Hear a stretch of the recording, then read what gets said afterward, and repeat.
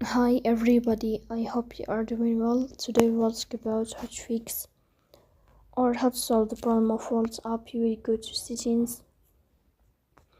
In this page we click on apps, default apps, app settings. Here in this list you will scrolling down until you find this application of Wolt and you will enter. Here you will go to first stop and you will click OK. After that you will enter to the window of storage.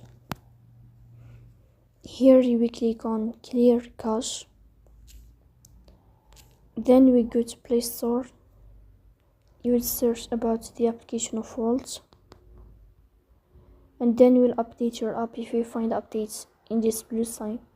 So that's all. Don't forget to support us by like and subscribe. See you next time, and thank you